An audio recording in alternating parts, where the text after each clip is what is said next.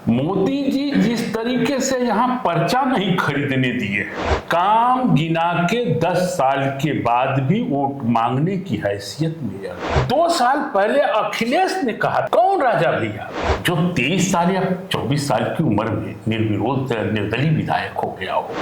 सच्चाई तो ये है कि अमित शाह जिस तरीके से, मैं तो डिम्पल का हाथ अब तक पकड़ा हूं और निभाए जा रहा हूं। काटो तो खून नहीं, और नेताजी अपनी औकात में आ गए थे।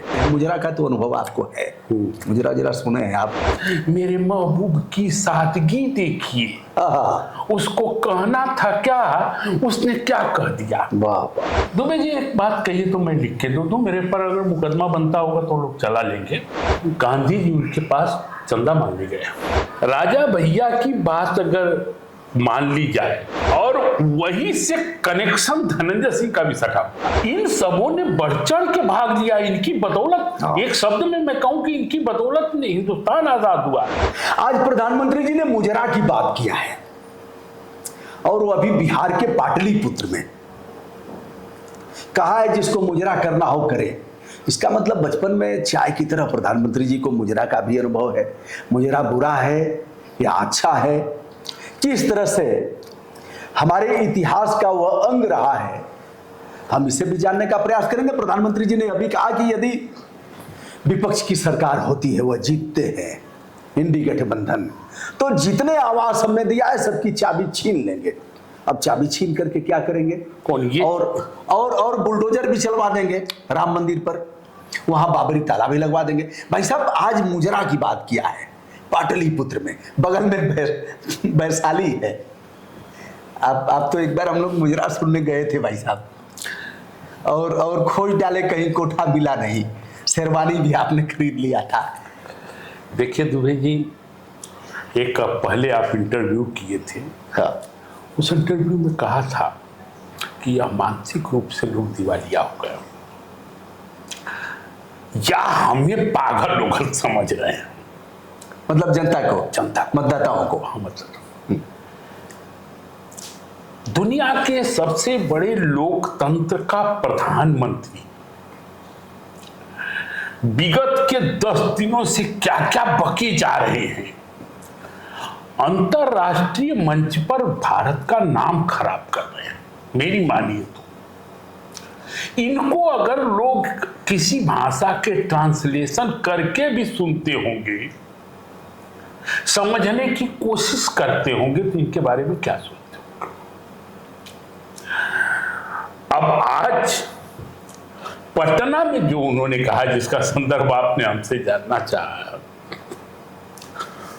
वो उनको कहना है कुछ, वो कुछ कह रहे हैं, कुछ इस तरह का लग रहा। वो कह रहे हैं कि एनडीए के लोग जाकर अपने मतदाताओं के यहां जी हजूरी करें। ये हंटर लेके घूम रहे हैं, जी हजूरी नहीं कर रहे हैं, हाथ पैर नहीं जोड़ रहे हैं, अपील नहीं कर रहे हैं। ये कह क्या रहे हैं, कहना क्या चाह रहे हैं और कह क्या दे रहे हैं। एक बहुत बड़े शायर की एक शेर है, वैसा सुना, कहाँ हंस के सहता रहा जिनके जुल्मों सितम, हंस के सहता रहा, हाँ, जिनके जुल्मों सितम, नाम उसने मेरा बेवफा रख दिया। मेरे महबूब की सादगी देखिए, उसको कहना था क्या, उसने क्या कह दिया। वाह वाह, मेरे महबूब की सादगी देखिए। ये हरमजदगी नहीं कह रहा है, वो कह रहा है कि मेरे महबूब की सादगी देखिए। हंस के सहता रहा जिनके जुल्मों सितम, नाम उसने मेरा बेवफा रख दिया। मेरे महबूब की सादगी देखिए, उसको कहना था क्या, उसने क्या कह दिया।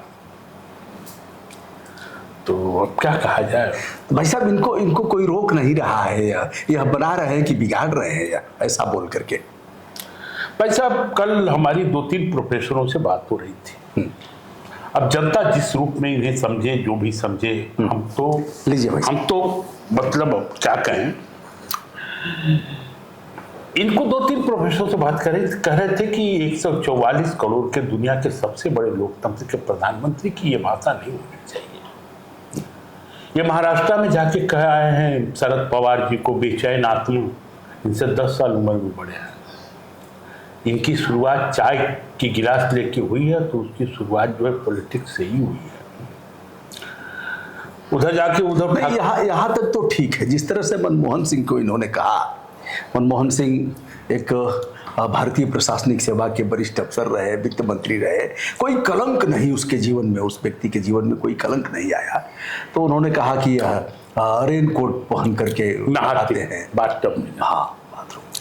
तो यह सब तो बड़ा अटपटा है। और फिर ठीक है, चाहे दीदी जैसी हो, ये दीदी वो दीदी, और बहनों भाइयों बहनों कांग्रेस की विधवा, यह सब भाषा तो भाषा बहुत खराब निकल रही है।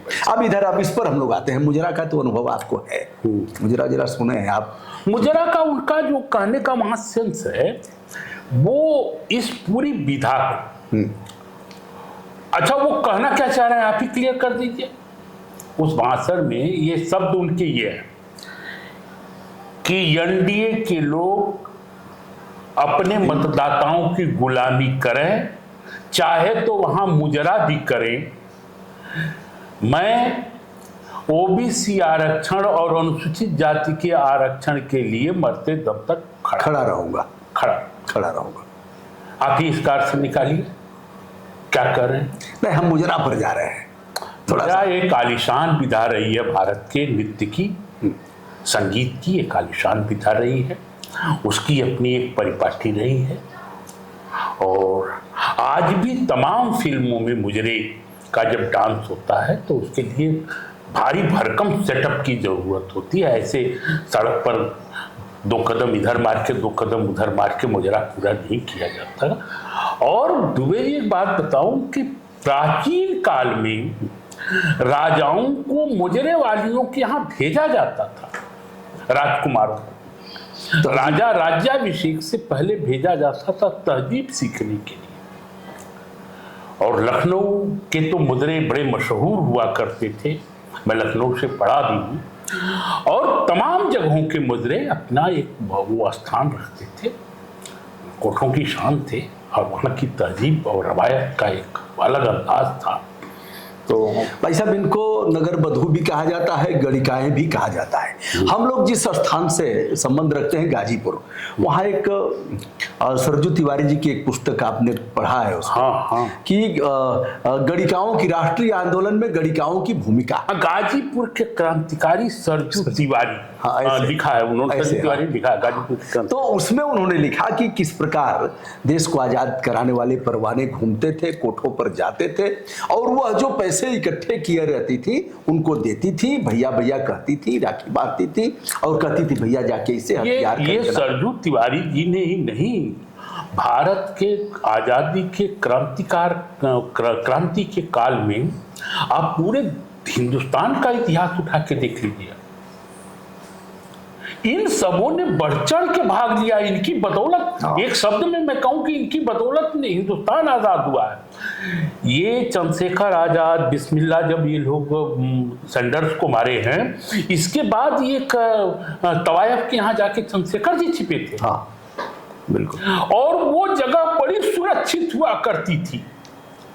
सैदपुर के भीमा पार के रंडियों का वो वर्णन की क्रांतिकारी, इनके घरों में लोग घरों में पनाह नहीं देते थे, वो जाके उनके, और वो सीना खोल के कहती थी कि तुम देश के लिए लड़ रहे हो, आओ। पैसा देती थी, खाना खिलाती थी, सुलाती थी, वहीं रहते थे वो लोग।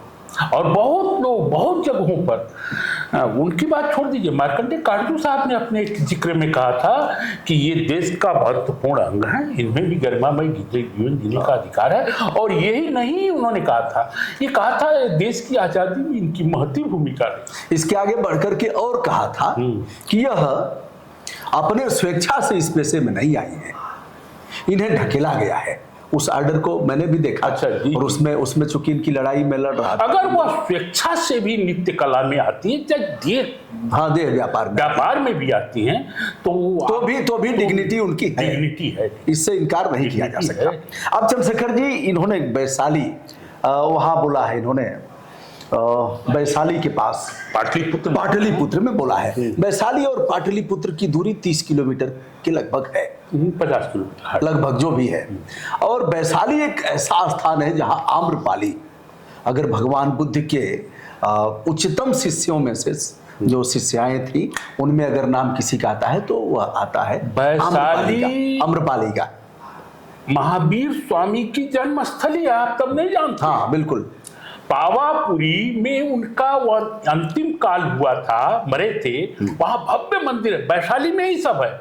वैशाली उस राजनीतिक आंदोलन, धार्मिक आंदोलन की दृष्टि से या राजनीतिक दोनों वैशाली जो है वो बिहार का एक प्रमुख केंद्र है। और हमको लगता है नालंदा विश्वविद्यालय भी वैशाली में ही है। वैशाली तब का वैशाली रहा होगा। वैशाली, आज के वैशाली में नालंदा विश्वविद्यालय, पता कर लीजिएगा।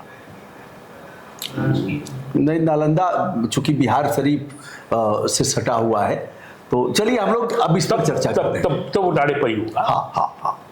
तो अब इन्होंने ऐसे कहा, गणिकाओं की भूमिका को यदि देखा जाए धार्मिक मान्यताओं के आलोक में यदि बात किया जाए तो उनके घरों की मिट्टी ले आते थे लोग। हाँ, दुर्गा माँ की प्रतिमा प्रतिमा बनाते थे, उनका प्रणाम करते थे और बड़े बड़े लोग उनके यहाँ झुकते थे ऐसे। तो एक तरह से तो इन्होंने अपमान किया है ऐसा कह करके। अब आपको बताऊं कि रिवायत में ये लोग आती थी आपके घरों पर ही नाचने के लिए, तो आप उनको अपने बंगले में शानदार जगह पर बैठाते थे। फिर ये शाम को बंठन भी नाचने जाती थी। इनका एक वो था, स्टेटस था, एक रसूख। महात्मा गांधी जी पटना में नहीं, कौन जान थी फैजाबाद की, उन दिनों की बहुत मशहूर तवायफ थी, उमराव जान। नो, उमराव जान तो उमराव जान वहाँ की थी, फैजाबाद की थी, वो पटना में। उन दिनों ये HMB जो आवाज का बड़का तावा वाला कैसेट बनाता था, उन्होंने अनुबंध सबसे पहले और सबसे महंगा उनका किया था। फैजाबाद घराने की थी, अभी नाम आता है बताता हूँ, कोई जान ही नाम उनका था। गांधी जी उनके पास चंदा मांगने गए और वो नरगिस सबसे महंगी थी उन दिनों में। उन्होंने कहा कि आप मेरे एक शो में आइएगा और बैठिएगा, जो पैसा उस शो से प्राप्त होगा सारा पैसा मैं। वाह। तो इनका बड़ा वो था, रसूख था बड़ी। एक तरह से गणिकाओं का उनका अपमान किया है इन्होंने, ऐसा कहा। अब ऐसा बात चुनाव चल रहा है जौनपुर में कई स्थानों पर। जौनपुर में क्या लग रहा है, एक धनंजय नाम है, यह बसपा के सांसद थे, 2 बार विधायक थे। एक बड़ा रसूख है इनका, गुंडे मवाली अगर उसको हटा दिया जाए, मुकदमे हटा दिया जाए, तो इनको वहाँ के लोगों ने बड़ा वो किया। और इनकी पत्नी लड़ रही थी, उन्होंने टिकट वापस कर दिया दूसरे को, और अमित शाह ने कुछ हड़काया।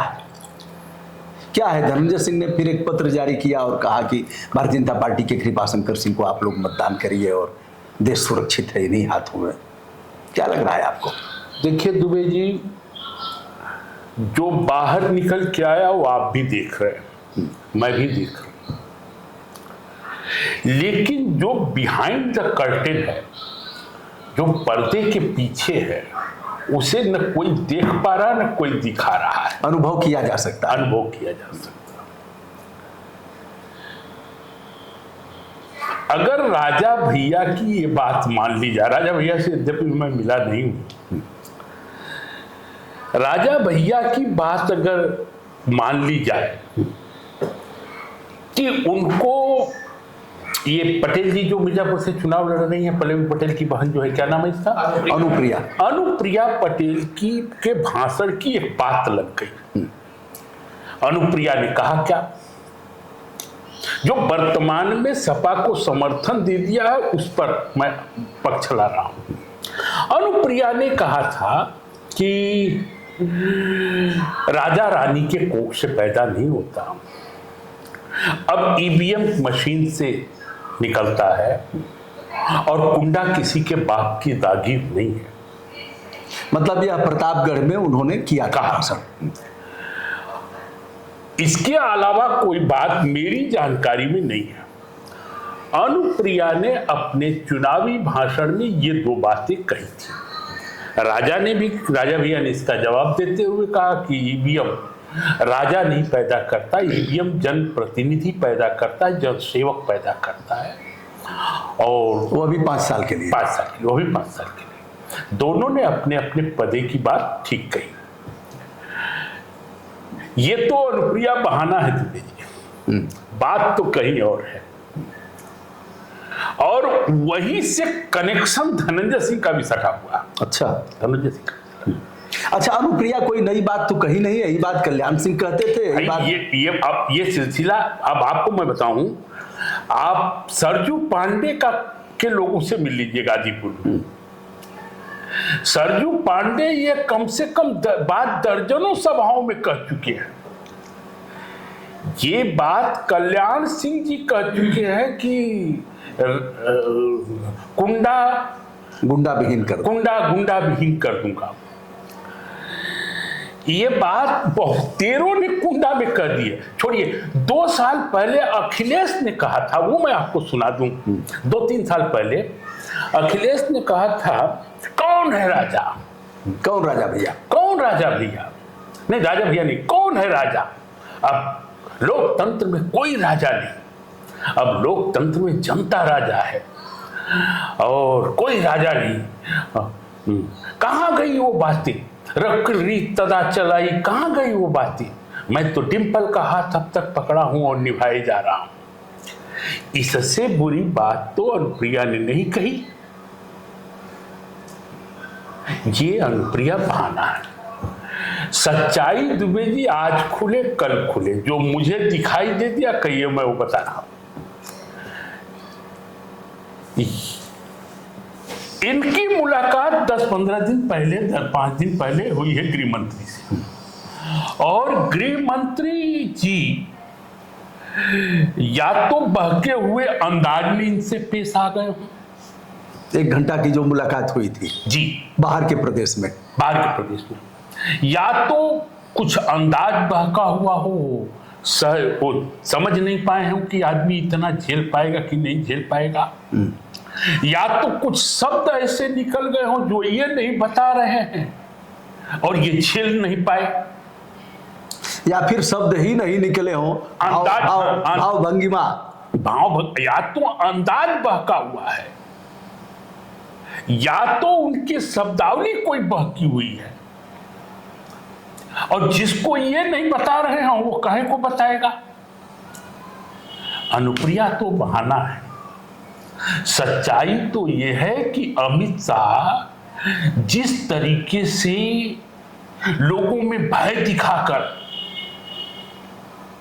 अपना मकसद हल करना चाहते थे, वही कुछ प्रयोग यहां भी कर दिए हैं। न ये बता रहे हैं न वो बता रहे हैं, अनुप्रिया बहाना है, समर्थन चला गया। अन्यथा अनुप्रिया ने अखिलेश यादव से अभी कड़वी बात नहीं बोली है। दुबे जी एक बात कहिए तो मैं लिख के दूं, मेरे पर अगर मुकदमा बनता होगा तो लोग चला लेंगे। बात तो इसमें है बिहाइंड द कर्टेन, इसमें बात पीछे है, पर्दे के पीछे कोई बात है। तो क्या मान लिया जाए कि राजा तिल मिलाया है उस बात से? कोई भी तिल भीतर तक, अच्छा, आप ही को भीतर तक बेध गया। आप जब सदन के सदस्य थे गाजीपुर के, और जब आपको बुला के ओम प्रकाश ने हुंफना शुरू किया, नहीं शब्द भी मैं बता दूं क्या? यद्यपि उस दिन मैं सो गया था घर पर, कहीं रात में आया था विवाह से 2 बजे, मैं सो गया था। आपने हमको फोन किया तो कहा भाई साहब कहाँ? हमने कहा सो रहा होगा, आज तो आप सोइबे करेंगे। जिस तरीके से हुंफा, सिकुड़ने वाला आदमी सिकुड़ जाता। हाँ, सिकुड़ जाता। हम ठीक है अकड़ के आपको तो थप्पड़ नहीं मार रहे हैं, इतनी औकात नहीं है, या ये मेरी शालीनता या मेरा कोई शोभा नहीं दे रहा है। आपने यह कह दिया, जब उन्होंने कहा कि का उपार ले बात में, तो आपने कहा कि वो अपना उपार के अपने लोगों से जंतर उंतर बनवा लीजिएगा। यह शब्द मुझे नहीं भाता है, न मैं बोलता हूँ न सुनता हूँ। नहीं, कहा गया कि इसीलिए बुलाए थे 10 बार फोन करके, यही तरीका है बात करने का। उसके बाद तो ऐसे होने लगा ऐसे इनका। तो या तो उतना न कह पाए हो वो रियलता चला गया हो। नहीं नहीं, हम लोग 4 लोग थे, वो अकेले थे। बहरहाल यह सब नैतिक बल की बात है, भीतर के बल से ही होता है। कभी कभी तो हम लोग अकेले भी रहे तो कहिए कि भाई साहब ये सब बात सुनने सुनाने के लिए अरे एक नेताजी की गाड़ी में हम लोग बैठे थे और उस समय 4 पहिया वाहन बहुत कम थे, जीप वगैरह को छोड़ करके कारें नहीं थी। नेताजी ने शुरू किया, आप लोगों को बैठा लिया हूँ, किसी साले को बैठाता थोड़ी हूँ। हाँ। अरे ऐसी गाड़ी है भीतर, और देखिए टेप ऐसे बजता है और ऐसे साए साए करके जब निकलती है तो पुलिस वाले सलूट करते हैं, आप लोगों को बैठा लिया हूँ, किसी साले को बैठाता। तो हम लोगों ने कहा भैया ऐसा करिए, गाड़ी रोकिए, बहुत हो गया। बहुत हो गया भैया, ड्राइवर साहब गाड़ी रोका, हम लोगों को नहीं जाना। काटो तो खून नहीं, और नेताजी अपनी औकात में आ गए थे। देखिए दुबे जी, आप बड़े पत्रकार हैं, आप बड़े नेशनल लेवल के यूट्यूबर हैं, आप जरा इस बात को आज मत हिएगा।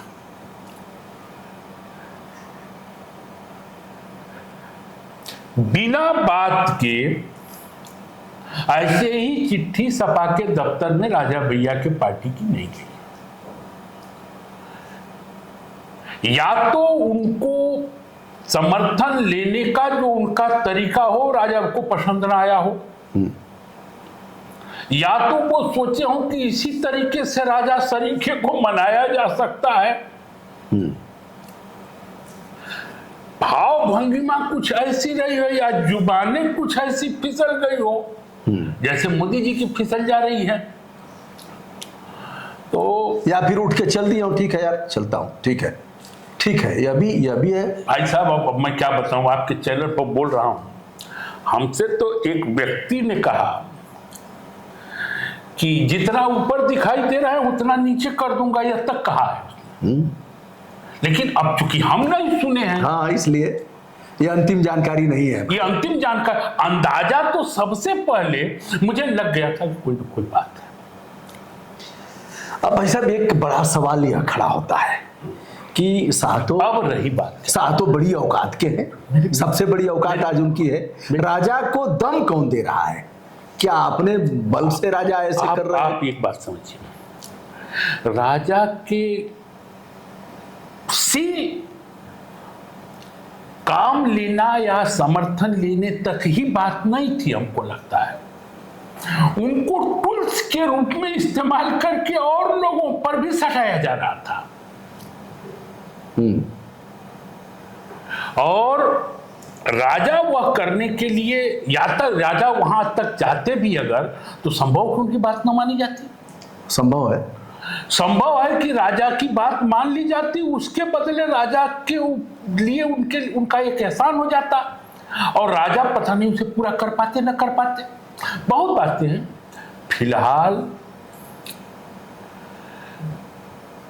आप जो जानना चाह रहे हैं कि राजा को इतना बल कहां से मिल रहा है, राजा, अरे भाई, जिस पर ईश्वर की कृपा हो, जो 23 साल या 24 साल की उम्र में निर्विरोध निर्दलीय विधायक हो गया हो, निर्विरोध तो नहीं हुए थे, निर्दलीय विधायक हो गए थे।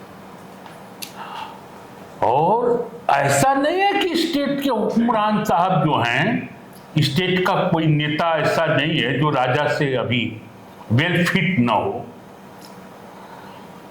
और ये ठीक है कि केशव प्रसाद जी जो बोल रहे हैं, अनेक जगहों पर भारतीय जनता पार्टी की इज्जत बचाने में, भारतीय जनता पार्टी को स्टेट में समर्थन जुटाने में, भारतीय जनता पार्टी की सरकार बनवाने में, सरकार बचाने में राजा की बड़ी और लंबी भूमिका रही है। और हर बार आप उससे काम लेके उस टूल को फेंक दीजिए और फिर जरूरी हो तो फिर उस रिंचू को साफ करना शुरू करिए। अब यही तो बात हुई है राजा की। तो क्या इसका अंदाजा लगाया जाए कि प्रदेश के राजा से और इस राजा के आंतरिक कुछ संबंध है? प्रदेश का राजा कह रहा है कि ठीक है चलो हम है ना, ऐसे भी हो सकता है क्या? देखिए द्विज जी, एक बात बताओ, क्योंकि इसी राजा के पास कानून व्यवस्था है, देखिए एक बात, इसी राजा के पास पुलिस है, एक बात बताओ, इसी राजा के पास बुलडोजर है। एक बात बताऊं द्विज जी, एक बार मैं एक पार्टी का प्रभारी बन गया था, एक पार्टी, मेरे पार्टी का सत्र, उस पार्टी में, जिस पार्टी में मैं था, शेर सिंह राणा साहब थे, कलकत्ता से आ रहे थे या दिल्ली से कलकत्ता जा रहे थे, आप सरीखे किसी आदमी ने उनका प्रोग्राम ले लिया। उनका प्रोग्राम ले लिया तो हमने एक दिन पहले पता चला, प्रोग्राम हो संभव 5 दिन पहले लिया होगा, हमें एक दिन पहले पता चला। हमने बड़े तलखंदा, हम कुछ भी नहीं है, नासीज है, बिहार में कोई हमको जानता भी नहीं था, उन्हीं के कारण 10 लोग जाने, लेकिन ये हमें बड़ा खराब लगा कि ठीक है, हमसे पूछ के आप कार्यक्रम नहीं देंगे, लेकिन आप कार्यक्रम रख देंगे तो हमको बता तो देंगे।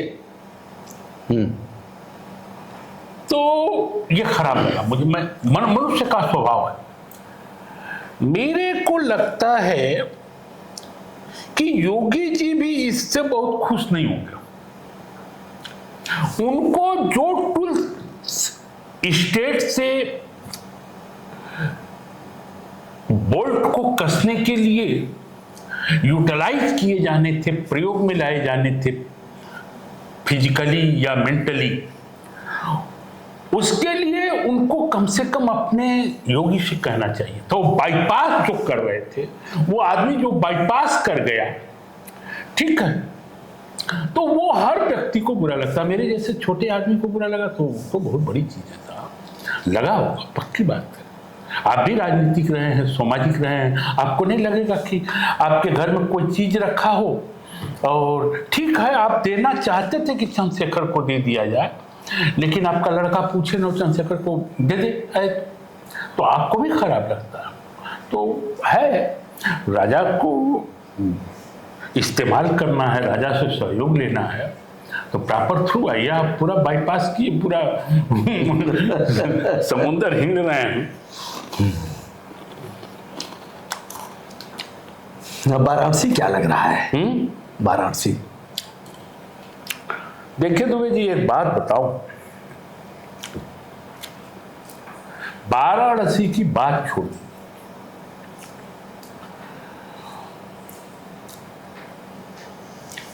ग्राम पंचायतों से लेके, जिला पंचायत से लेके, विधानसभा से लेके अनेक चुनाव आप देखिए, आमने सामने का चुनाव बड़ा खतरनाक होता है। मोदी जी जिस तरीके से यहां पर्चा नहीं खरीदने दिए हैं,